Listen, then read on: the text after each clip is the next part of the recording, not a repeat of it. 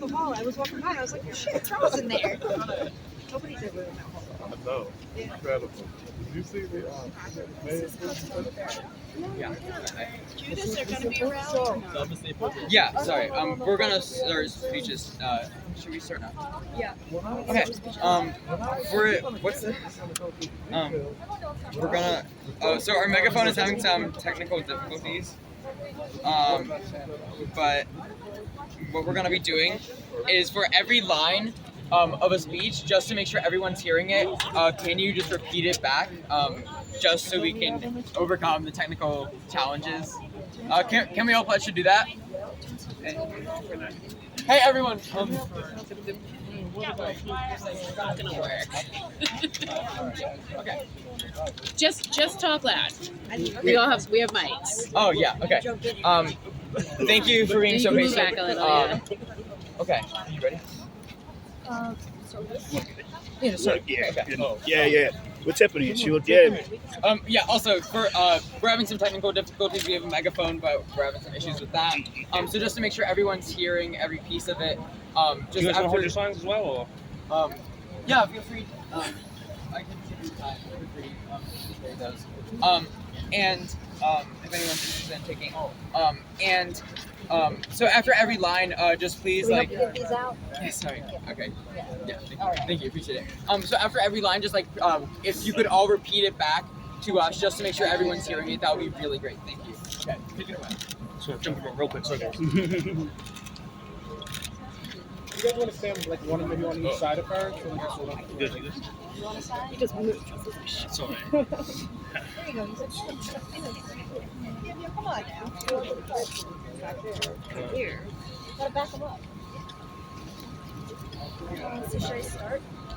Yeah. Okay. I think you can start. Hi everyone, I'm Nia Ali, one of the leaders of Bard High School's Advocacy Club and an organizer of today's rally.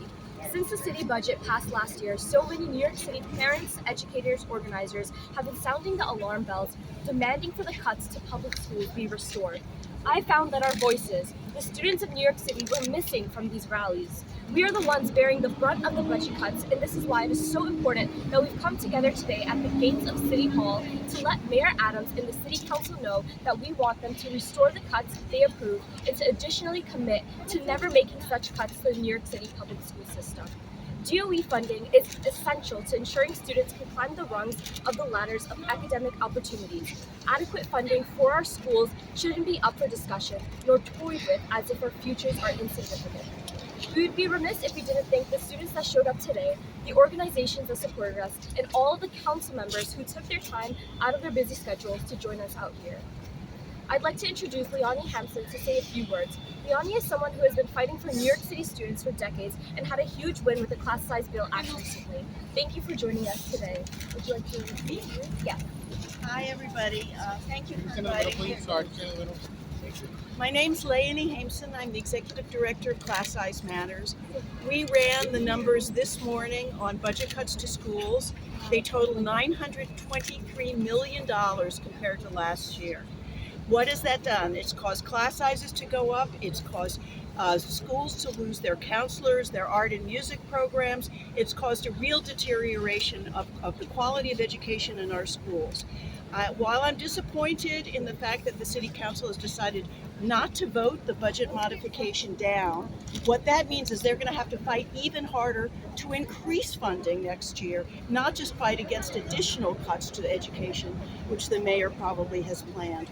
All these cuts are extremely disappointing and extremely unacceptable, especially given that the state passed a law last spring and the governor signed the bill into law in September, requiring the class sizes be reduced over the next 5 years. We need to see evidence from this mayor, this administration, this Department of Education, that they are prepared to comply with the law and start giving our students the smaller classes that the state's highest court said under our Constitution are required for them to receive their rights to a sound basic education. Thank you very much. I'm Councilman Charles Barron. I want to commend these students. Let's give them a big hand clap for coming out and understanding the importance of being socially conscious. This is an insult to our intelligence for the mayor to just present to us about 10 minutes ago a $106 billion proposal as a budget, didn't show us any of the budget documents, spent about 5 minutes presenting a budget. I've been in the council for 12 years, and we talk with the prior mayors.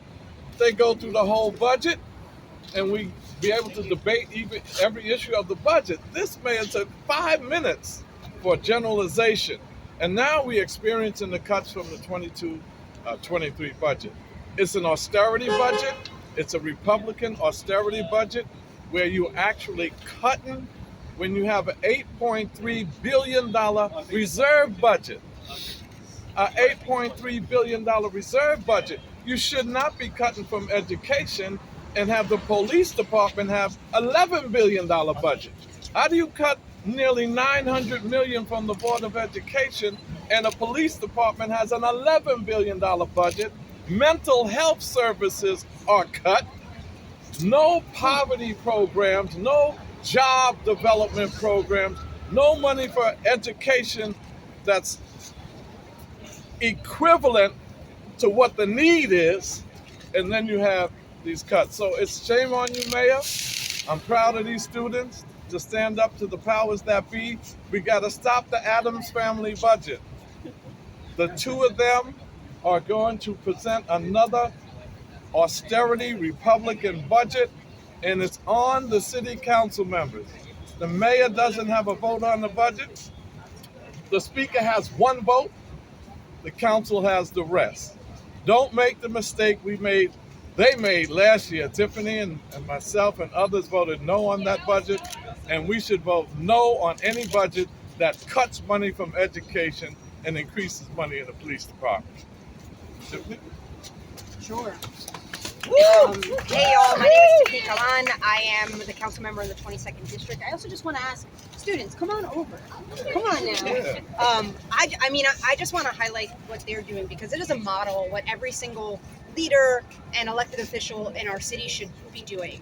They're putting it all on the line. They're taking risks, right? Mm-hmm. They're walking out of school.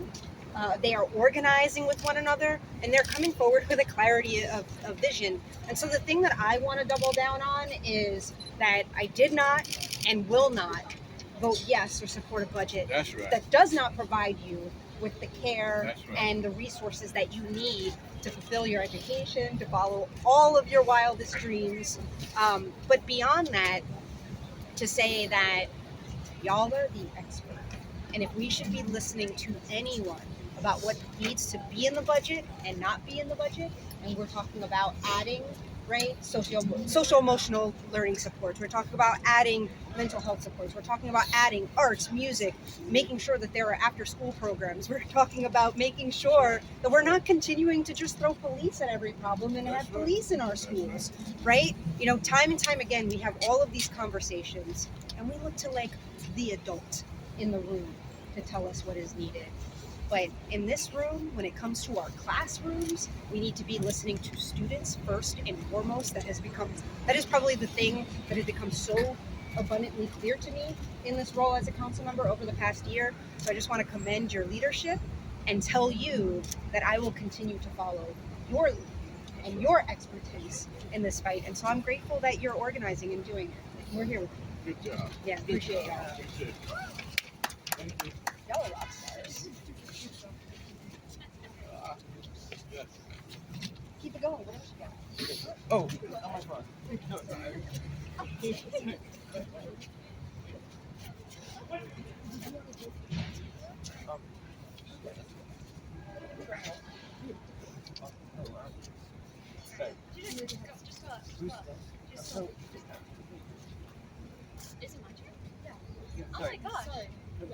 Okay, 1 second. I'm gonna pull up the run of show. It's gonna load right now. And it's okay to jump around. You just Okay. Yeah. I can just go in and talk. You were okay. Tina's gonna go. You cool to go? Cool. Thank you so much. Thank you. This is Tina from Millennium Brooklyn High School. You are I am an 11th grader. an 11th grader at Is that what you're Millennium. asking? Yeah. Okay. Cool. Okay, Just bye. go. You got this. Yeah.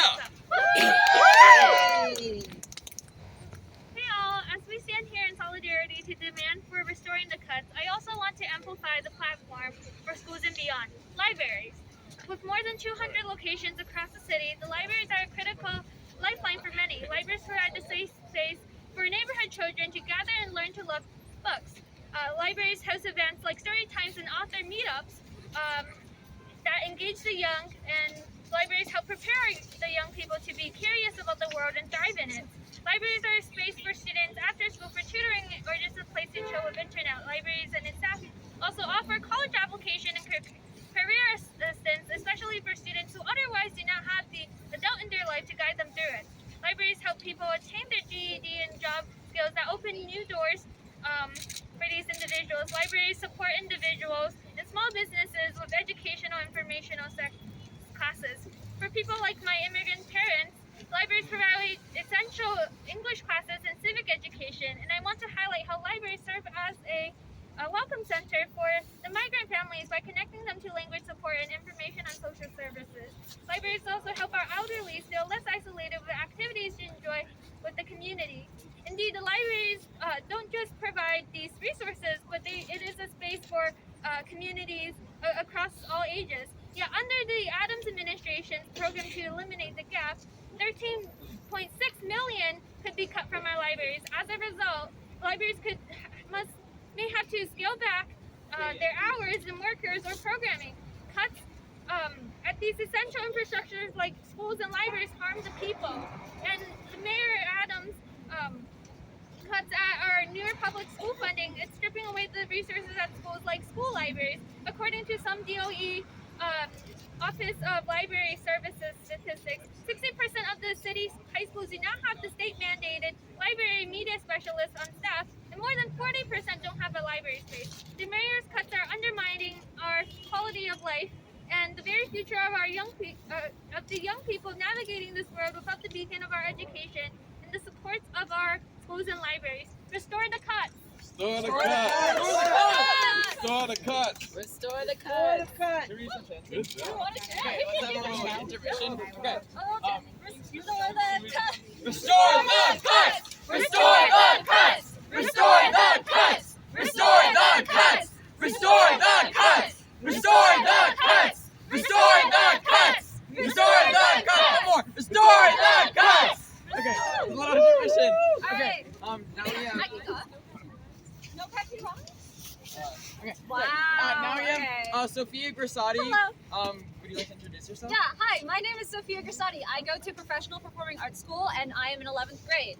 And I'm here to talk about the budget cuts that have currently taken place and why they need to be stopped, essentially. So these past couple years that we're in school have been a little hectic. With the pandemic, a lot of students had been thrown into an education system that they had no idea how to navigate. Teachers and faculties had no idea how to navigate this entirely new system of education. Nothing like this had ever happened before, and the change was shaky. These years that we're in school, kindergarten through middle school, through high school, these are some of the most important years of our life. We're learning how the world works. We're learning how to navigate it, how to make our place in it, how to learn, how to grow. We're learning the essential skills that teach us how to thrive in today's society.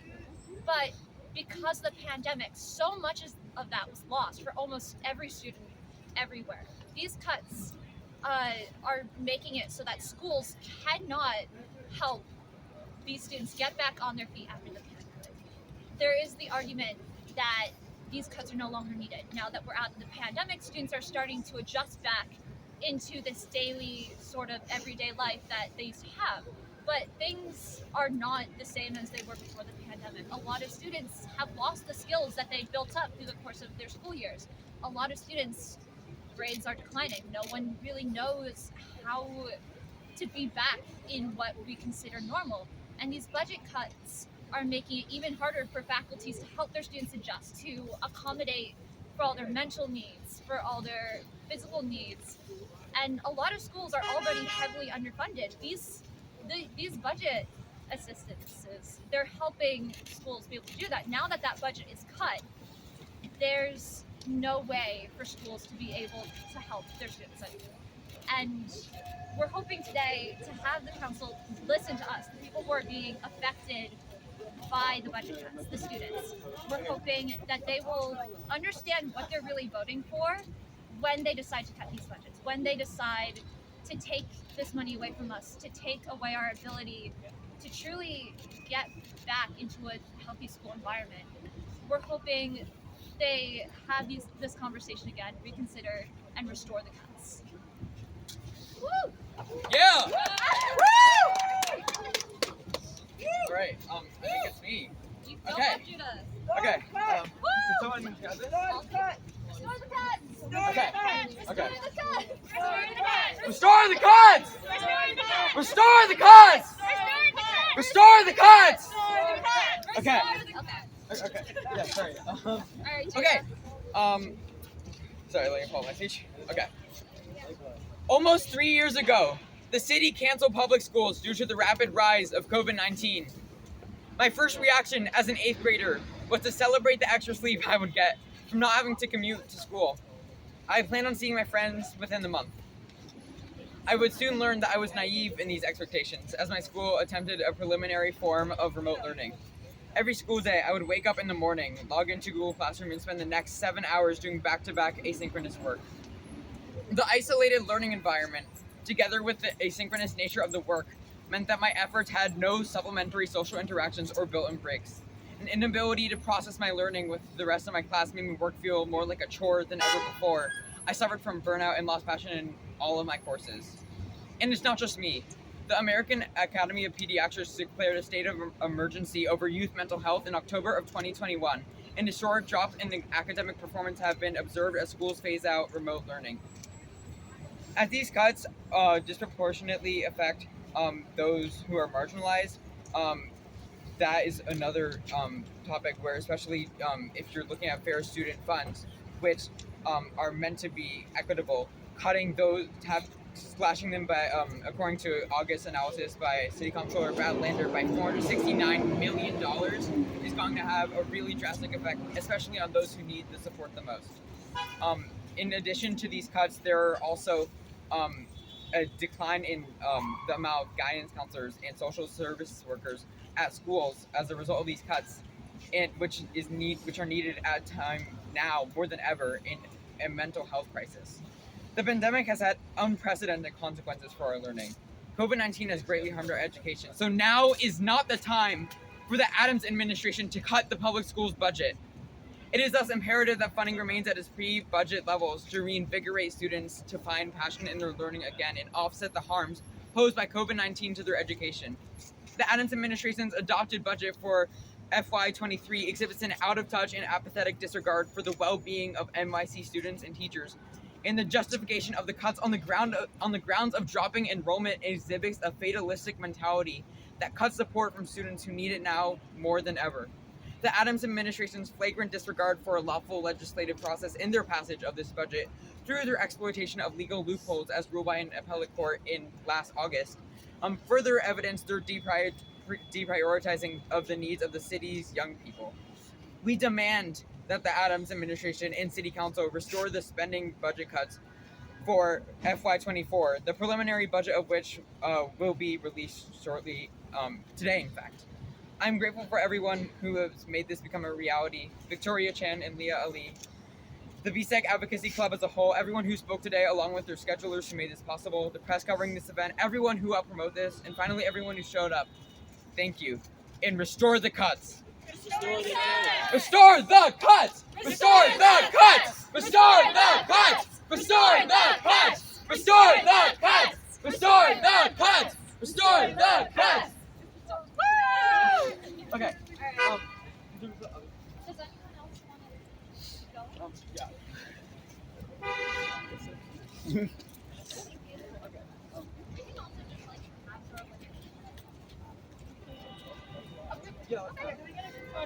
Yeah.